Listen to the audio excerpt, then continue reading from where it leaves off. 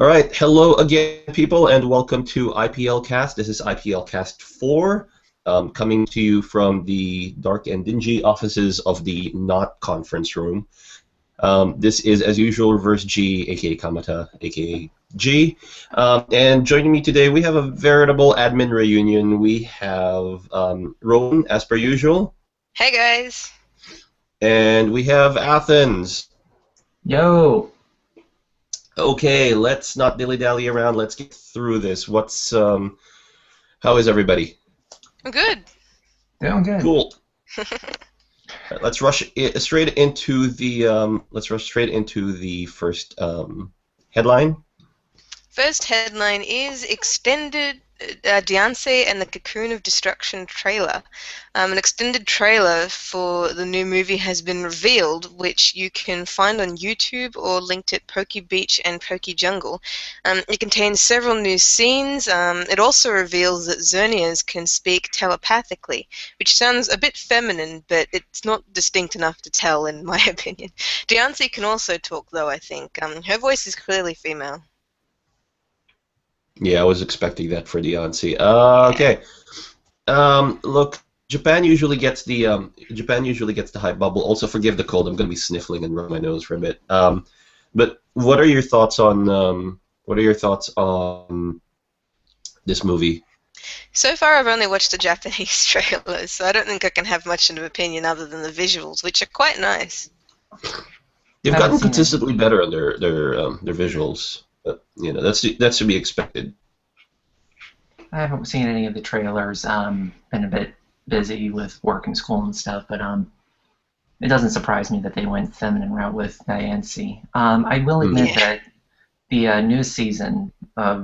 newest production of anime for the Pokemon series has been significantly better than it has been, at least just from a general glance. So I'm not surprised hearing that the animation for this movie is going to be a couple steps up higher, because it would make sense with the logical production of the series. Are we talking about the XY arc? Yeah. The XY animation is really nice. Like, oh my god, they've really upped it. I think they've learned their lesson now, and they've gotten a better I wouldn't say they've gotten a better animation studio, but they've probably gotten some of the team who have worked on the Black 2 White 2 promotional. It looks like they're incorporating more 3D in the anime as well. Yeah. That's good, because it's kind of it's good because it kind of reflects on the shift Pokemon made to 3D in the core games. Yeah. Yeah. Anyway, one thing that I thought was cool in the movie trailer, Yveltal, he has this red beam attack, obviously, but when it goes over the forest, it actually kills all the trees and stuff, which I thought was really interesting. It really fits into what Yveltal is supposed to do, but I thought that was just a really nice effect. Cool. Like, nothing's destroyed, it just dies. Takes the life force out of things, because that's all it's doing. That's how Yveltal rolls, man. All right. Cool, Beyonce. Looking forward to that. I would be especially looking forward to it in Japan right now. Let me see if I'm jumping ahead of any of the. I think they're actually doing a Beyonce giveaway. When the movie comes out in Japan, they'll be actually giving out Beyonce. They're also giving away six different Pokemon and their Mega Evolution Stones at Pokemon centers in Japan. Lucky. I hope they do that. Yeah, I know they get the good giveaways. Yeah. Recently we got the Electabuzz and Magmar giveaways here. If you went to one of 3 different chains, like one big department store chain, the electronics boutique, like EB Games or GameSpot or whatever, GameStop, sorry. Or JB Hi-Fi, which is an electronics thingy. If you went to any of those shops, you could ask staff about the Magmar Electabuzz code, and it's basically this big cardboard piece of paper, which I have somewhere. It used to just be a Wi-Fi signal that they had set up, but yeah, now it's an actual Yeah, code. but you actually, it's like got the silver foil and everything. You have to rub it off, and then you have to go and actually insert the code on the Wi-Fi giveaway. But the special thing about the Magmar and Electabuzz is obviously Magmar comes with the Magmarizer, and Electabuzz comes with the Electrizer. Of course. Yep.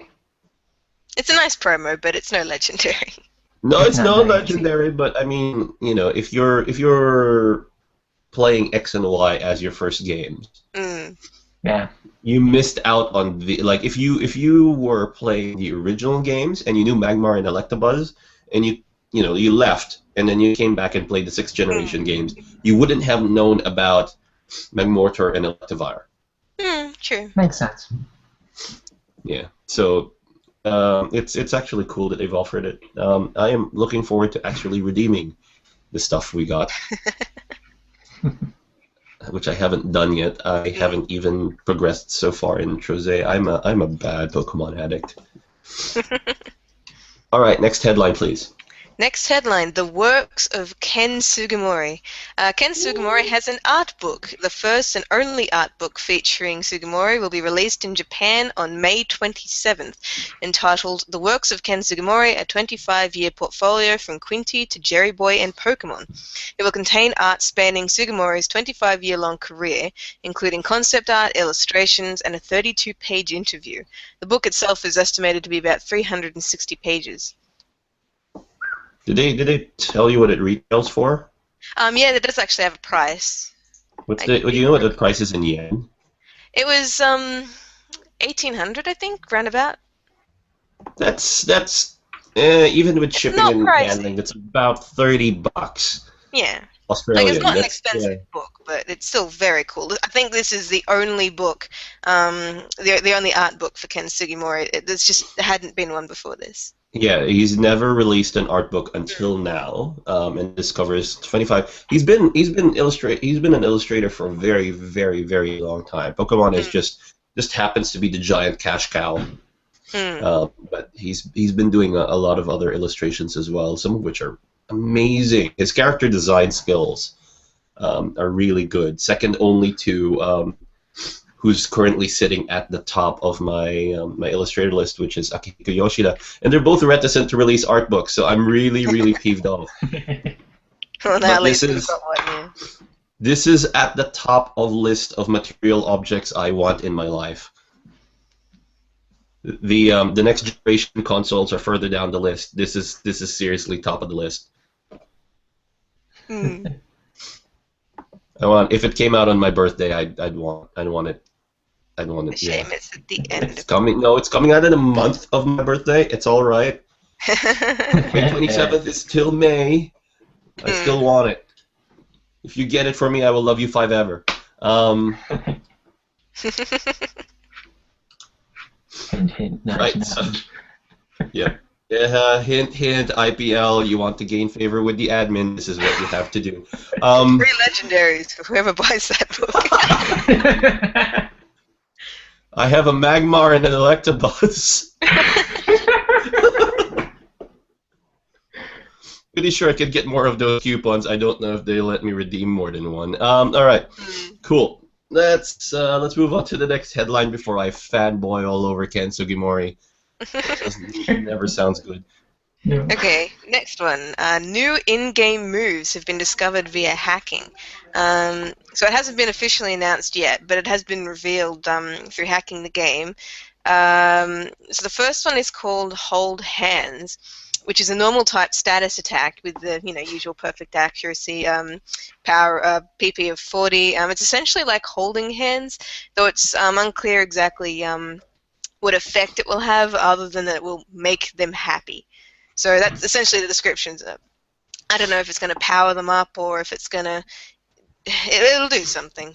The next one is called 1,000 Arrows. And I think these are Japanese translations. I'm not sure if they're the final English names for them. But so this one is a ground type that's physical. It's got a power of 90, accuracy 100, PP of 10. It can hit your opponent even when they're in the air.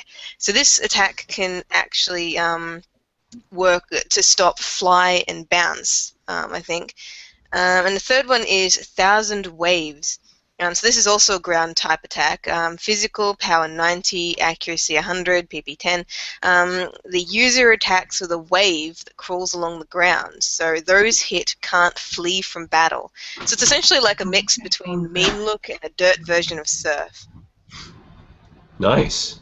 But it's theorized the last two are probably Zygarde moves. Yeah, we might see them. It'd be great to actually be able to teach these to Pokemon. I definitely like the 1,000 Arrows one. That looks like a very useful attack to stop fly spamming. 1,000 Arrows looks like a really good fly interrupt. You know what it almost sounds like to me, considering that they have similar names, and that one of them stops flying and the other one's very Earth-centric? It almost sounds like they might be hinting that Zygarde might do something with, because they sound like Zygarde moves, being ground types with such supernatural, amazing effects, and Zygarde personally doesn't really have a signature move outside of Land's Wrath, which isn't all that special itself. You know what wouldn't surprise me, considering the way Pokemon's worked before, when the third version of this series, this generation of games comes out, it wouldn't surprise me if Zygarde has an alternate form that makes more sense here. It almost sounds like he might have two to me, because 1,000 Arrows sounds like something that would stop Vettel, and 1,000 Waves sounds like something that would be with Xerneas, because Xerneas is power-up move, its signature move. Geomancy is all Earth-based and it starts as a tree, but then 1,000 Arrows is all flying, and Vettel's flying dark, and it's like it rains destruction from the skies and stuff. So I don't know. Let's not forget though that the Pokemon Inc. and Game Freak recently broke their cycle of releasing a third version, essentially by releasing a sequel. So we might get sequels instead, actually. It could happen. That's true. Could happen. Okay. So moving on from, again, gushing about moves to the new PGL minigame. The new PGL minigame. The Pokemon Global Link has added a new minigame called Graffiti Eraser. The way this game plays is you help clean off a window to reveal the Pokédolls on the other side. Rewards include training items as well as rare candies. I don't know about you, but I've actually been I've been playing the PGL a bit. I think I've been on it once. Pokemiles, those Pokemiles all contribute to something. They're okay. They just remind me of if anyone's played Dream World. They remind me of the minigames in Dream World. Yeah, I think it's just another version of Dream World, which is okay. Like Dream World was good too. PGL I think is a lot easier to connect to. I always had trouble with Dream World. It's a nice way to get items. I'm just looking at it from a time versus item thing. It's like this is real world time I'm spending playing what is essentially 2 or 3 minutes of a game to get a rare candy. Easiest way to get a rare candy. Stuff I could probably time I could probably EV training Pokemon instead. Or you could do what I do and just stick them in the daycare and then just rubber band the circle pad to the left and just leave it in my locker at work. And then when I come back after my shift, oh hey, they're now level 80. Yeah. Great. Must be expensive to do that though. Not that much. Okay. It actually costs less than stocking up a whole slew of Ultra Balls. You should see the amount of money I sink into Ultra Balls. Yeah. I tend to buy Dark Balls a lot because if you play at night, then everything is just so much easier to catch. Yeah, I tend to get Ultra Balls because I tend to play them. I tend to play them before night settles in because I'm usually doing other things. Like night is my time to get journals done.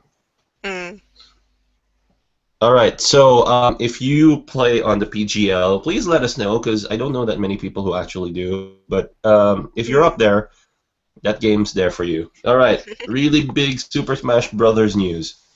Super Smash Bros. It has been announced that Pikachu, Lucario, Charizard, and Greninja will be playable characters in the new Super Smash Bros. For Wii U and 3DS.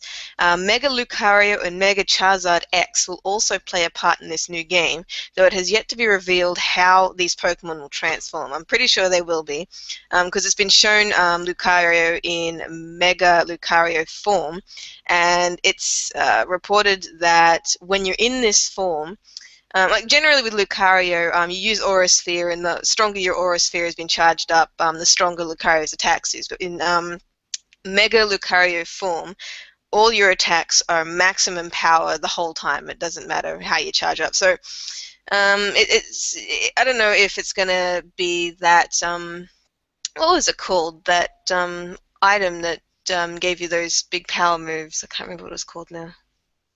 Something. But yeah, I'm not sure if they'll be transforming. I don't know.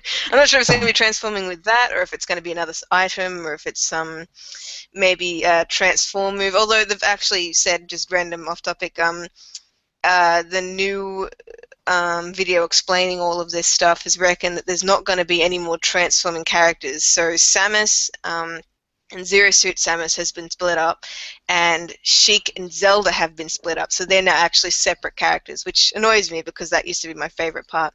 But anyway, so Lucario will have a stronger Aura Sphere with its extreme speed attack being affected by how much that's charged up.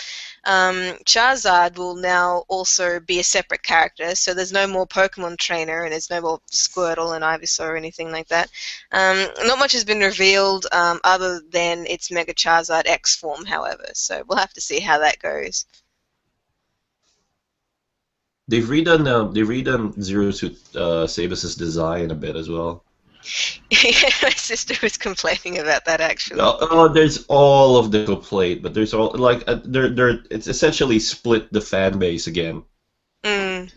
My only consolation is that maybe after the events of Prime 3, she had to go get reconstructive surgery because and went through chemo and all that stuff because of all the radiation poisoning she had, and so the doctors were generous. I'm just wondering, are you turning her into Adam Jensen from Deus Ex? Because I get that she's well, that would explain why. Yeah, all right. That would go better to explaining how she could go into ball form in the I think that's been researched, and it's actually not that impressive. Like when she's in ball form, she's actually supposed to be round about the size of someone who actually did that themselves, like they curl themselves up into a ball. So a bit of contortion maybe, but nothing spine breaking, I think. All right, so you're saying that she's limber. Yes. Okay. And this is based off not the latest games where I think they've actually made the ball smaller, but this is from way back in the 2D games when her ball form was round about the size of her if she just crouched. So. Yeah. Original Samus didn't break a spine, yeah. All right. The other thing I think that wasn't mentioned in the outline for the headlines was so we've already mentioned that that the U.S. you guys are getting your regionals. We mentioned that in IPLCast 3. Australia is getting their regionals. We're actually getting proper, announced regionals. Hooray! I think that was also last year, but it's definitely a new thing. Not as big last year as it is this year. This year they're actually going forward. I think last year was the best, but yeah, they're definitely we're finally included. Yeah, I'm cheering on a friend of mine who is a viable competitor for the regionals. He's doing really, really well. All of the events that I've seen broadcasted so far, all of the VGC events I've seen in good games around the city are actual sanctioned play Pokemon events. So those contribute onto your tournament ranking for regionals. Those are looking really good. I will be attending the regionals. I won't be competing in the regionals.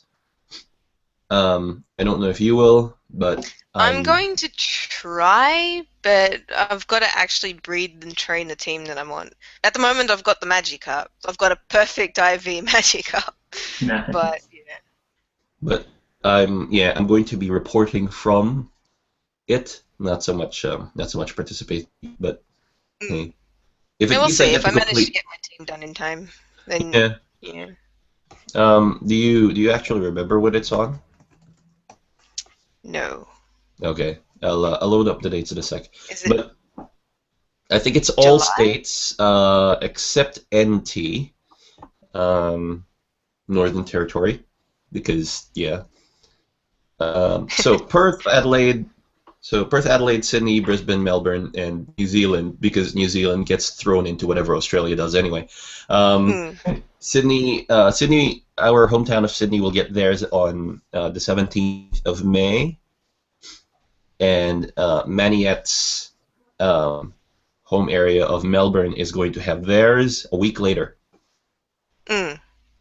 and New Zealand is going to get theirs at the end of the month of May.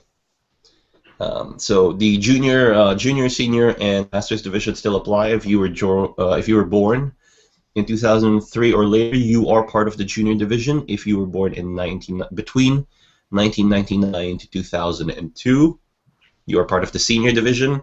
And if you are older than that, you're in the masters division, and there is no need to be ashamed.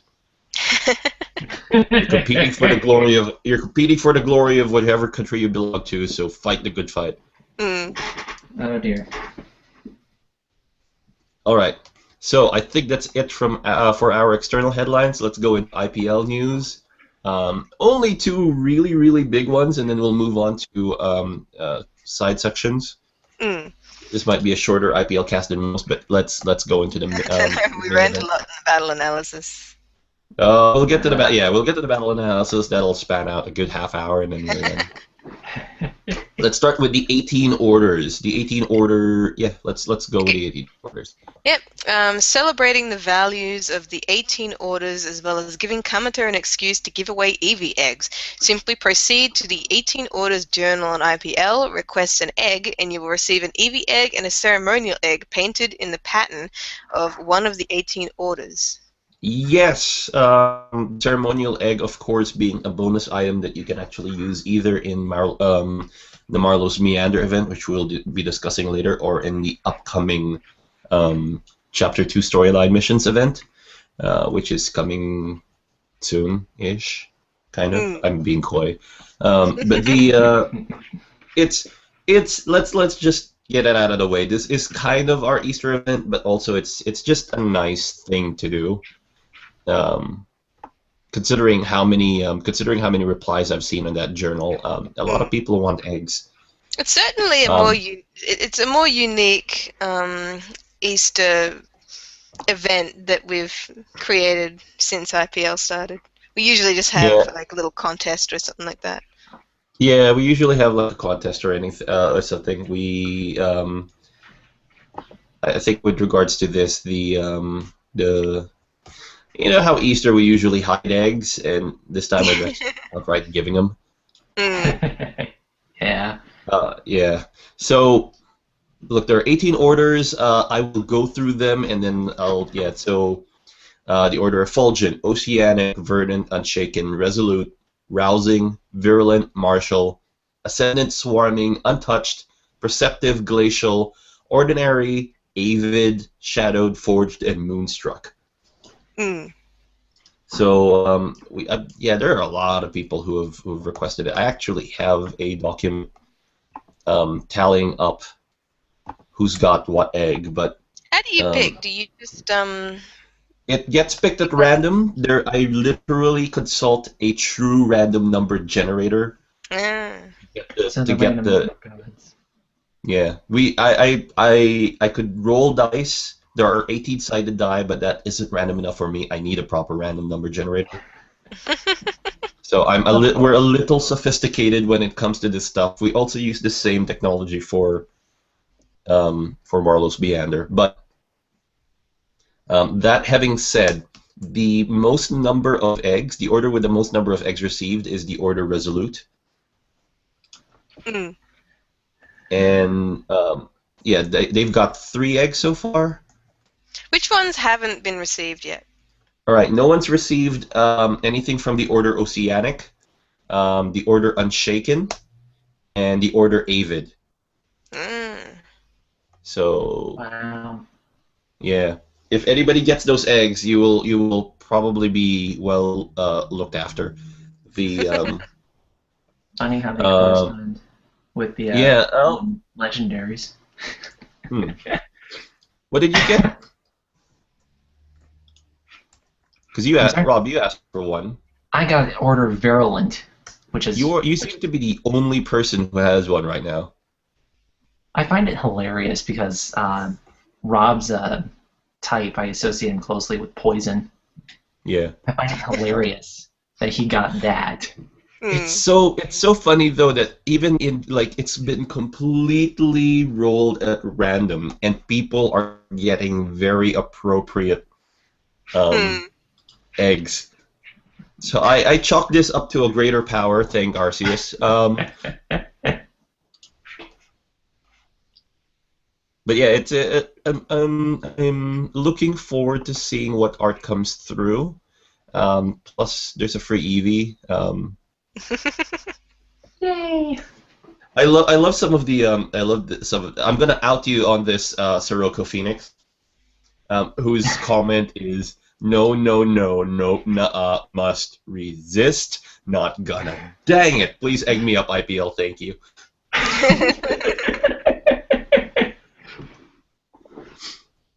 So I've been really touched by how game on everybody is with these events. Yeah, I'm looking forward to Chapter 2 now that everybody's been clued in. Now that we actually chuck a fair amount of events, or we're chucking a fair amount of events this year. Everybody's contributing what they can. All right, let's move on to the other current event running in the IPL, or more specifically, Global Battle Union. Marlowe's Meander. Marlowe's Meander has now moved into its second room. Anyone still wishing to join can sign up for the adventure. Check the countdown for number of days left. Remember, you must still be a member of the IPL to participate. So if you are new to Marlowe's Meander and you haven't done anything yet, you've got to also join GBU, although we're not particularly strict on that. So you can also go to the journal and say, I'm in, and then we'll sort you out. But yeah, so you've essentially got to be a member of the IPL. We would then make you a member of Global Battle Union, and that's where you would submit this sort of thing. Yeah, it's looking good so far. The the last minute submission explosion that happened in Room 1 was particularly funny. It was all well and good, and everybody was pitching in, and everybody got the first enemy's HP down to 7, and then literally half an hour before the end of the countdown, how many people submitted entries? 1, 2, 3, 4 entries with a whole bunch of damage dealt. There was an overkill achievement just because you guys brought it down to almost negative half what its original HP was. Pretty crazy. But it's all done at the last minute. Yeah, it's kind of plays that way where you could do the final push and it's like, did we get it? Did we do it? But for those who don't know, Marlowe's Meander is a dungeon adventure featuring your Pokemon team. I don't know that this has been done in any way other than Gijinka. I don't think it has. I'm not sure. It's like a weird mix of Final Fantasy Tactics and Pokemon Mystery Dungeon. Yeah. I really like the idea behind it. It's very cool. And yeah, for those who don't know, there's also a new poll asking from which far-off land your lead Pokemon hails. And I'm not even going to kid it. The names for each of those regions actually comes from the world book that's being built.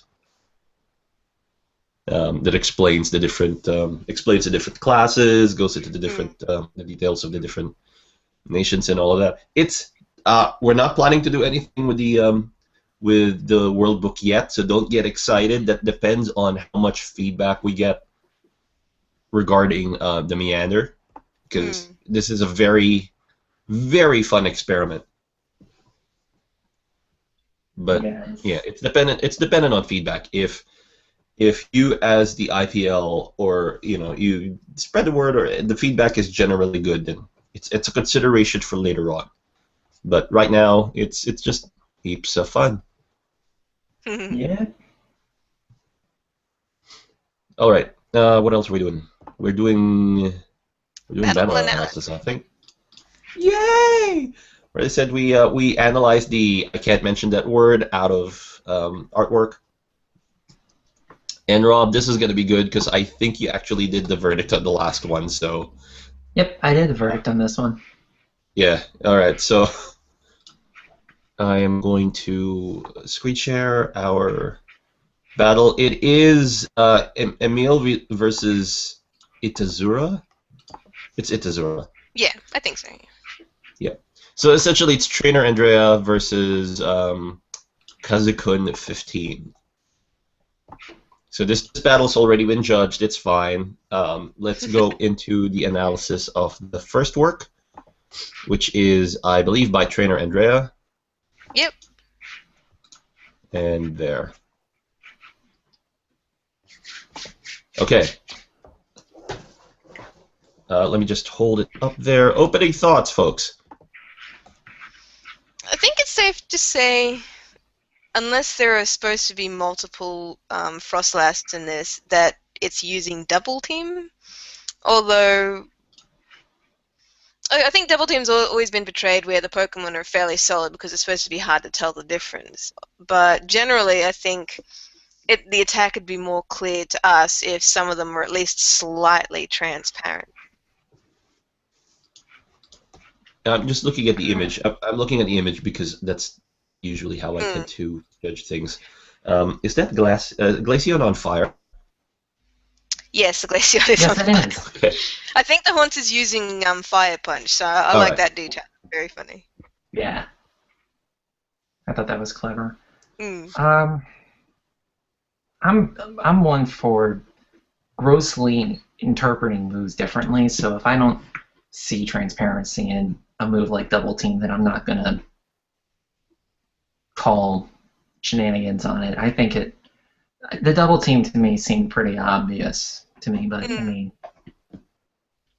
Oh, no, you can definitely tell it's Double Team. I mean, that's the only explanation, unless it's actually supposed to be a swarm of Frostlass. But it's just... I reckon that would just make that a bit more clearer just for the audience. Their poses are very similar, and they're all using the same attack, so... Yeah. Like, you're doing the false imaging thing, and Double Team often is seen as them moving so fast that it looks like they're multiple ones. And usually when I have seen that used, it's like they're all using the exact same technique or mirroring the exact same images. So, I mean, there's that. All right. To me, this looks a lot like just completely objectively looking at this. It looks like something that's happening on a stage. The lighting looks kind of appropriate. It looks like a proper set piece. Like the trees look like a proper set piece, and the grass looks like something I'd lay on a stage floor.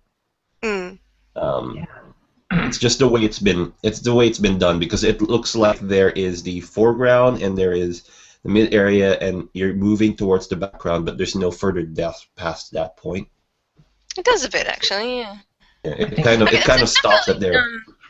Because you can see the very back, that dark area between all the leaves. It definitely looks like there are supposed to be other trees back there, but it does look painted on, so I can see what you mean. Yeah, it doesn't. There's no further depth on it, but this is an accessory. This is the background. It's not the main source of the action. I kind of like how everything's been depicted, and I really like the not quite center, not quite level depiction of everything. I do like it when they the type of energy. That does. Yeah. The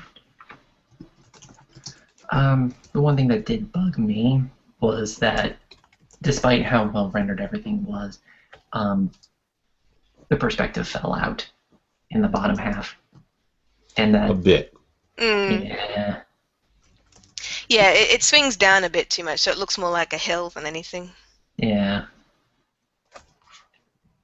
And like a No. hill is okay, but if that's what you're going for, it is a good idea to try and make it a bit more obvious. Otherwise, it does make it look a bit odd. Yeah. I also mentioned in my critique that a little more definition in some of the more foreground elements of the background would have helped. Mm. Because as much as I love Trainer Andrea's softer style, I feel like some more definition closer to the foreground would help make it feel less like a painted set piece, and it would make it feel a little more like an actual space as opposed to a background. Which, again, this is not a bad thing. This is well done, but I don't know. They're just hints, and I'm overly concerned with perspective as it is. The painting style is really good. I think with painted styles like this, though, you need to add points of detail. So the eye is drawn to certain parts, and it's just not looking at it as this overall kind of carpeted, I think painted it's the over thing. grass. Like the trees in the background, that's naturally going to be a bit fuzzy, although they do look quite nice and sharp. But it's mainly the grass that's doing it. It's the equal amount of blurred all the way through just both sides of the perspective, so it's the front and the back. It does look nice. I do like the grass, but I reckon just I think to fix that, it'd have to be sharper around the quilava, just clearer, that sort of thing. Another thing, to make grass look 3D, you don't necessarily have to draw each individual thing, but what you do is any part of the Pokemon or objects or something like that that's supposed to be touching the ground when there's grass, you just draw a few strands covering up the feet or the corners or the bottom or something like that, and that actually makes it look like they're standing in the grass, not on the grass. Yes. One other thing I think is just the I think if you're going to do a work like this, there's a plane of focus I think you could put in where you draw the user's attention, because I find that this isn't a very clear line of action that I'm following. I'm looking at a lot of objects in detail juxtaposed by a lot of objects that aren't in detail, and it's kind of disconcerting. It's like you're completely separating the two elements instead of the Pokemon and the background being part of the same environment. Because of that lack of detail, because of the universality of the blur, like you said, on the grass. If I would actually really have wanted the background actually to be slightly less like visible, slightly blurrier. Stuff I could see in the background, but I don't need all of that detail, because where the action is trying to be drawn is with the Quilava and all of the Frostlass around it. That's where I could see the line of action. Some atmospheric perspective, like when you look in a distance and you look at, like, say, a mountain in the distance, and it's bluer than it actually is because of how far away it is, sort of like that. I would almost suggest following those lines to kind of green out the Glaceon and the Haunter toward the back. It does depend on how far away they are, because like you don't see atmospheric blue on stuff that's just across the field, at least not as strongly.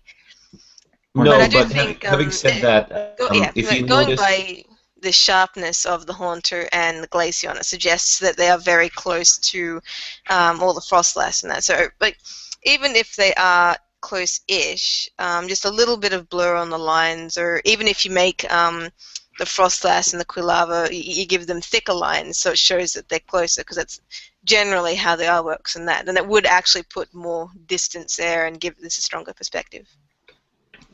Yeah, it's control of detail as much as it is control of the act. So it won't be a detriment to remove some of the detail on the background thing, than to bring focus on your foreground, because you have to pick. It's going to be a very nice. It's going to be a decent artistic compromise where you choose to bring the viewer onto the action. If you're trying to put equal detail on everything at once, you're going to lessen the value of that detail overall. Mm. So, it's the whole point about dynamism in art, as much as it is. Think of it as dynamism in sound. You don't want a compressed signal where everything is the same level. You're going to have to want your highs and your lows, and also you're going to want your details and your not details, your blurriness, your sharpness is in a different area from the lack of detail, and that all contributes towards a more balanced, more visually appealing work. Right. It's like in acting. You can tell what an actor because they don't gestate, they don't vary their words, they don't vary their writing or whatever. But then it's dynamism. You get the highs and the lows, and then that brings things together into a harmony as opposed to being monotonously one thing. Mm. Yeah. So I would.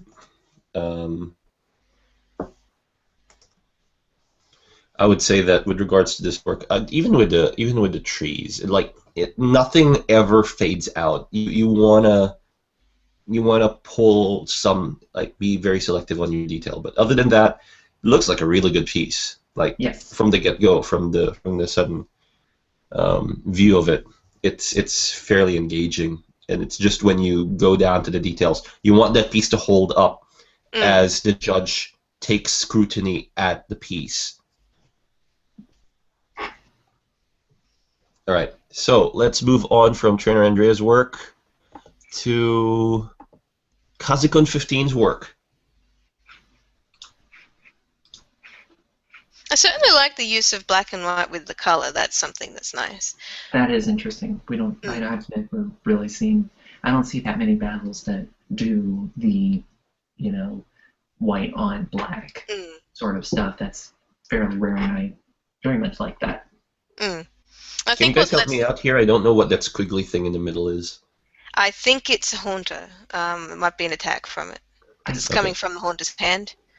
Yeah, I think it's Shadow Sneak. That's what I guessed it was, but there's what lets this down the most is it's lacking a background, so it's hard to see context. It's hard to see where the ground is. You could either interpret this as depth, where the Typhlosion's standing further behind the Glaceon, or you could just assume that it's a very small Typhlosion standing above a Glaceon.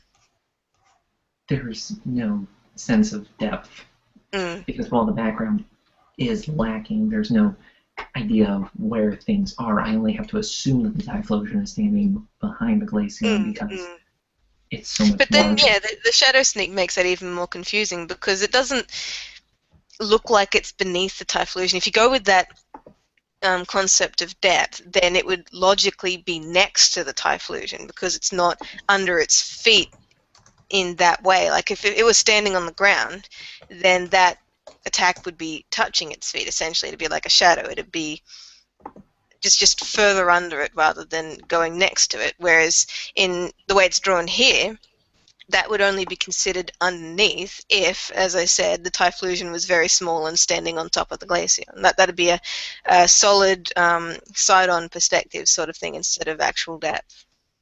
I have zero sense of scale. There's no point of reference. Yeah, that's another thing a background would do. It would actually give you a sense of scale where all these things are, because again, the Typhlosion looks very small if you think about it. Yeah. Only depth would be able to fix that. Yeah. I'm very keen on the idea of a smaller Typhlosion, but I don't think that was the plan, considering how tiny Rotom is. Yeah. It's adorable, that's though. The thing, though. It's clearly meant to be perspective, but just without a background or without even just overlapping something in the background rather than just a solid black, it really does let it down. I will say, though, I love that pose. The Typhlosion pose is really nice. Is awesome. Yeah. I'm not complaining about the way these things are drawn, though Haunter could do with maybe a bit more detail on it rather than just a fuzzy eye. The Typhlosion, the other three Pokemon look really nice and crisp, and then you've got the Haunter that's very blurred out, which is, again, I know it's supposed to be a ghost, which should logically be fuzzy or something like that, but the fuzzy lines just don't do it justice, and the lack of a background just doesn't do it justice. And that's nothing like, I mean, Kazukun, if you're watching this, it's not necessarily the lack of background, because I've seen works done without Mm, background that are particularly spectacular, but you have to be consistent with the way you depict things.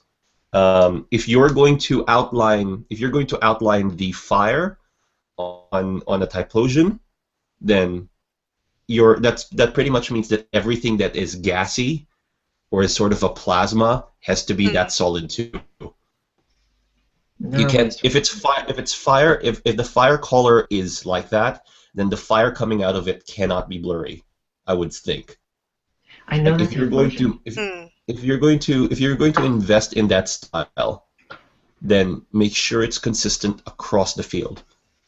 The only caveat I will add to that is that Typhlosion, I know generally is depicted with very solid spiked flames, but the way that Hmm. it's drawn here, it looks more like natural fire, which gives us that confusion because it looks like it's natural fire, and then you have more natural fire in the piece, and they're not all rendered the same way. And Mm. then Um, again, is rendering that it a done. sorry, it's probably my confusion than anything. Is that a cast form or a shuppet on the top left? It's a Rotom. rotom.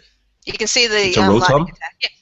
No, There you you can go. Okay, very all right. clearly tell because it's got those same lightning bolts and the same glow around it, which I like how they've drawn in here actually. Like I really do like the way these Pokemon are drawn, excluding the Haunter. So there's no questions about that. Yeah. I like that in either case the Haunter's seeming right hand is going to do Fire Punch. Yes, that was Like in cool. both, That's cool. I like you kept this consistent between both of your works. Well done. Um, yeah, it's just interesting. I think this would have actually I would have gotten some sense of perspective if Yeah. he did something with that Shadow Sneak. Yeah. Another I thing, if you don't want to include a background, then it is up to the objects in the picture, in this case the Pokemon and the attacks, it is up to them solely to create perspective. So one thing you can note when you look at this is none of it's touching. So Or overlapping. yeah, none of it's overlapping essentially. So if you want the Typhlosion to look like it's behind the Glaceon without a background to show where the ground is, you would have the Typhlosion literally overlapping the Glaceon. So the Typhlosion would actually be partially obscured by the Glaceon, and that would show that the Typhlosion is behind the Glaceon. Um, it's like what I said with the Shadow Sneak, where it should be more under the feet of the Typhlosion and then just sort of sitting next to it, because it does make it very hard to see where all the lines are essentially, or where everything is supposed to be. But if you do have stuff sort of obscure, sort of like with the Haunter's fist, so you can tell that's in front of the Haunter because it's blocking part of the Haunter, so that's generally the same idea. If you want stuff to... Another thing is I keep forgetting this word, foreshortening. So There if we you go. want, yeah, if you want the Typhlosion to look further away, you can essentially change its pose and use foreshortening to show this. So you could have the Typhlosion sitting behind the Glaceon, and then you could have maybe its arm look sort of like it's closer towards us, so it would be larger essentially, and then that would show that there is some distance there, that the Typhlosion isn't just tiny, it is actually just further away from the Glaceon. Be careful with that, though, It because is very hard though, yes. the Foreshortening, only I think, is one of the more difficult things aside from like complicated perspective. it the only yes the only thing it can go very very wrong is Yeah. the only caveat that I'm gonna add there, because I've tried Yeah. doing the foreshortening and then my hands end up being the size of the person, and then like if you actually look at it in perspective, then suddenly their hands are yaoi hands really, Yeah, and it's it is not fairly fun. difficult to do, yeah. It's fun to learn though, because even if your piece looks extremely ridiculous afterwards, it is still a very good learning experience. Like, it's fairly easy to tell what you did wrong. but yeah, like that's just another thing that would help if you don't want to have a background. It's essentially having stuff overlapping and foreshortening, really. Like foreshortening is probably, if you can actually do foreshortening, which is difficult, then using foreshortening to show distance is easy. Would this have benefited from Horizon Line? I think so too, yeah. Perhaps yes. Yeah. What did I say in my critique? Because I know I had to close it. Something started playing in my ear. By the way, if you guys disagree with any of my judgment, please let me know. I'm not. Yeah, I'm that's not all one right. of those people. Yeah, you're not the like. We're not claiming to be standing authorities on anything, but this is just a perspective of us as artists critiquing other artists. We don't have the authority to do this just because we took an art appreciation class. It's like, we've been in the IPL for a while. We've seen tons of battles. There are points for improvement. Just have an open mind about it. Take it as a thing. If you disagree with something, feel free to raise it up. We can definitely discuss this. This isn't out of line to raise an issue you may have had with a verdict.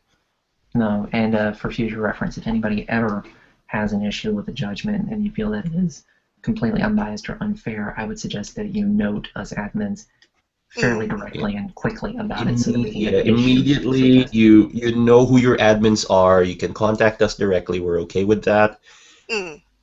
If you can make it through the IPL, that's probably better because it's the official channel. At least we'll have a copy of it. But yeah, if you feel that you've been unfairly treated by a verdict, raise it up. Yeah. Back to the piece at hand.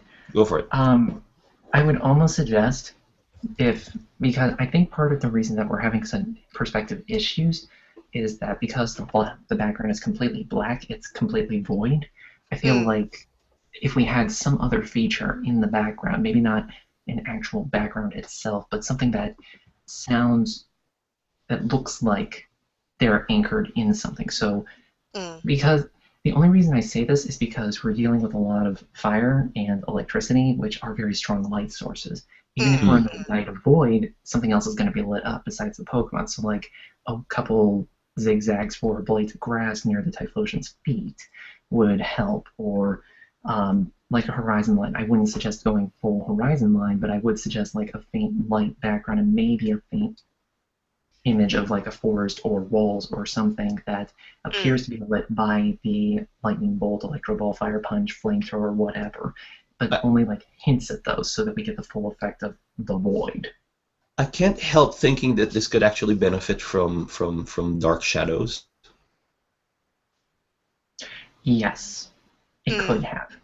Yeah, because that would indicate the light source, and that would actually anchor it directly onto what they're standing on.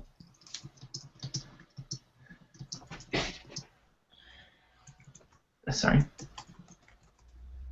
Yeah, I agree entirely, because then it would also give us an idea of where that shadow sneak is actually running, because right now it just looks like it's spinning around all willy-nilly for no apparent reason, which I don't think is the case. Like, even to use Naruto, I don't think Shikamaru's shadow bind trick really goes in zigzagged patterns. His shadow sewing does, but that just reaches up and touches things like tentacle combat, whatnot. But his typical shadow bind goes in a straight direction if he can help it. I know at one point, tuning exams, this is very early, he runs it across the ground by running it to the side and then through somebody's thread, which catches her shadow, because he ran it along the shadow of the thread that she was using. So that's why it's exactly like that, but otherwise it goes in a straight line if he can help it. I very much appreciate Shikamaru, by the way. You appreciate Shikamaru, or you appreciate his sleep patterns? Because I like his sleep patterns. I appreciate both in his philosophy on life and cloud envy. All right, let's roll this up then. We've given significant critique for both. Now, Athens, I know you've given the victory over to Trainer Andrea for this one. Yes. Emil, full points for that. It goes without saying, I would probably just for actually showing me where things are relatively grounded, I'd go for Trainer Andrea on this one. Well, there's just definitely a more Trainer Andrea's one looks more complete. Essentially, it's got a stronger sense of perspective. Essentially, like they've both got their own amount of action, but I think just having all that extra detail in it really does make the picture look stronger. Yeah, that doesn't say that Kazukun 15's work couldn't be stronger. It just needed to be grounded somewhere. Because it could have been really stylistic, and it would have, you know. I would have given the victory to Kazukun had the background and the environment actually been more defined. I probably would have given the victory over to Kazukun if, because of how interesting and dynamic it is. And I don't see that many battles like this in the IPL, and I wish people would do more like that, because this is heavily illustration heavy. I mean, experiment, please.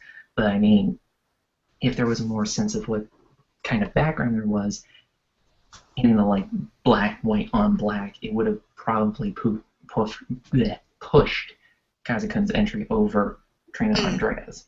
Yeah, I think it fell a little short on the execution, but otherwise, you know, it was really on its way. No, I really do like that style. It looks very cool. Yes. All right, and back to my ugly mug. Right. So, besides we'll do the battle analysis again in the next IPL cast as usual. If you have anything, even single artwork critique that isn't part of a battle that you want us to critique, we're gonna be happy to do that. If it's even if it's not necessarily battle analysis, like a battle work, then just bring it in. We'll have a look at it. If you did a battle where your opponent didn't submit something and you still want critique for it, you can offer that as well. We can just pick two of them. Yeah. Yeah, that's fine. They don't even have to be from the same battle. Just put them there. Put them out so we can analyze the bleep out of it. Even if you just want critique on something else IPL related that you did that you just want to know where you can improve on, we're more than happy to discuss that as well. Yeah. If you have stuff from Marlowe's Meander, by the way, that you want us to critique, we're open to this. We're open to all of it.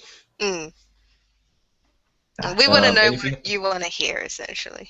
Yeah. Yes. If you have, by the way, this goes out to all IPLers. If you have any work from Marlowe's Meander that you think works well as a standalone piece of art, submit it to the IPL, because you know the GBU and the IPL are essentially like the GBU is a subsidiary; it's a part of the IPL.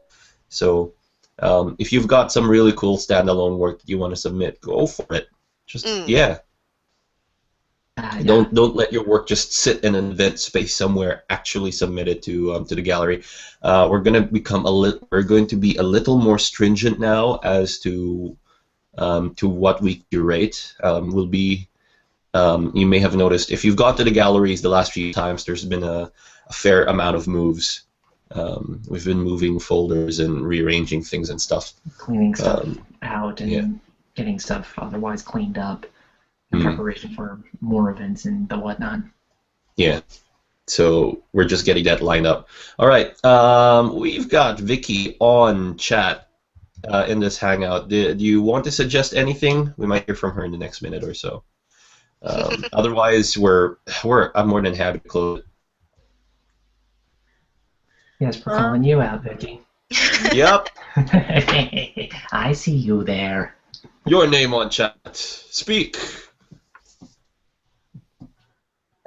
Maybe a sneak peek at what you guys have coming up. All right. Uh-oh, thing Right. So, chapter 2 wise, I don't know if you've guessed who the cameo is.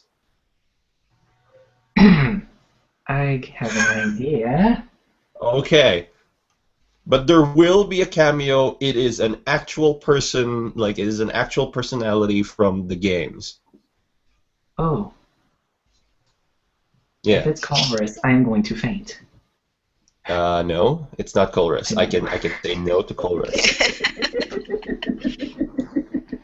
It's not Colress, but it's not Colress. But yeah, if the clue is on the epilogue of the chapter 1 missions. So if you go to the very bottom, the conversation that Marlowe has with Kamata, it's a giveaway. Time to go full conspiracy then. Ooh, yeah. There's no chapter 2 info book yet, but Athens, if the chapter 2 info book goes live, and you get a read of it, you're not allowed to give away who it is. I will not touch it. Trust me, if I see it ever pop up, I will not touch it. I've got a different plot I want to run, and I don't want to spoil. I'm not that kind of person. Yeah. Chapter 2 will start more or less when Marlowe's Meander is at its end. There are a few more bonuses dropping or are being dropped at Marlowe's Meander. Marlowe has already teased a whole bunch of stuff that we're going to be unleashing in the next few weeks. Residential keys are the core. If you've ever seen the tally journal for Marlowe's Meander, there is an actual tally for the number of residential keys that have been handed out. Because, yeah. So, the very first people who will be allowed into the residential area east, which is next to the commercial district on IPL, on Challenger Island, are only the people who are holding residential keys. So right now, the only place where you can get residential keys is somewhere in the Meander. If you're not in the Meander, you're not in the running to get the keys just yet. But we will open it up to everybody. So are we going to have something like a horror film where somebody's going to have built something where they shouldn't have, and now we're going through a dungeon to get keys to the place because we probably shouldn't have had the keys in the first place? Maybe, why not? Also, Cthulhu. Any dungeon with cultists, is obviously trying to summon Cthulhu. Always. That's kind of a hint as to what they're going to summon. Cthulhu? No, it's not Cthulhu. Just giant octillery. The giant octillery with like macho buddy muscles. And... Wearing a suit. Just a little suit. Oh yeah, they're summoning Octodad. Why not? No, it's not Cthulhu. It's a very Twitch Plays Pokemon reference though. And no, it's not what you're thinking. It's not what you're thinking. It's not the Helix. You're not answering. I'm not answering. I'm being very quiet. Is it a giant Omastar? It's a sneak peek. It's a teaser. It's a teaser. You're gonna have to see it for yourself when you get there. Oh, dear. Omastar, isn't it? Oh dear. Oh. Yeah. Most of the end game things in Marlowe's Meander is still up here. So if you're sneaking through the documents looking for stuff, you won't find it. And if at any point between now and then he suffers a serious concussion, it's all gone. Oh, Pretty dear. much. So please, take care of my head. Give me a helmet. Alright. Okay. So. Yes. That's a normal-sized hat, by the way. Shut up. The headset won't let me put it on properly. Can't get it on anyway. There we go. I approve. Normal size hat. Pirate hat. Yeah. Right. So that's the sneak peek of the upcoming events in the IPL.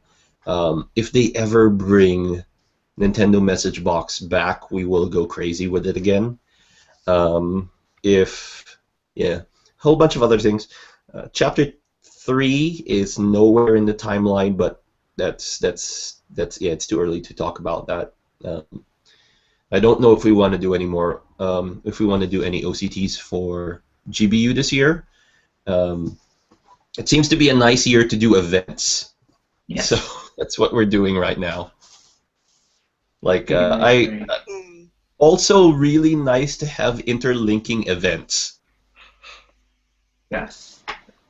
So just have fun, go crazy in the world of IPL, and the storyline is unfolding against multiple fronts right now. But just enjoy that it's here. There's more stuff to come.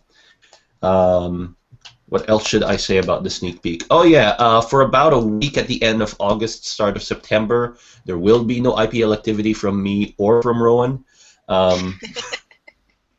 Secretary, And there will be there's a Philippine dev meet planned for mid-October as well. So if you are from the Philippines and you are in the IPL, and I'm looking at you, Leviathan, Afuda, and Lanyek,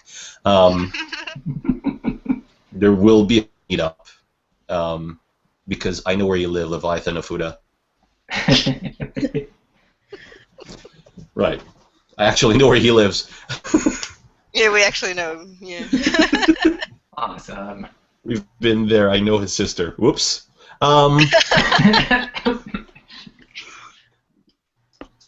Yep. So that's it. I think that's it for IPLcast 4, or the official broadcast anyway. Yep. We'll leave it there. If you have any suggestions, as per usual, feel free to write it down, send us a note, email us at internationalpokemonleague@gmail.com if you really want to email us. Like, comment, subscribe, and do whatever else YouTube needs for us to get paid advertising. I'm kidding about that last bit. But yeah, just comment, subscribe, join us again in the Hangout. We'll be putting out another dedicated one for IPLcast 5. Until then, these are your admins and Vicky signing off. Cheers.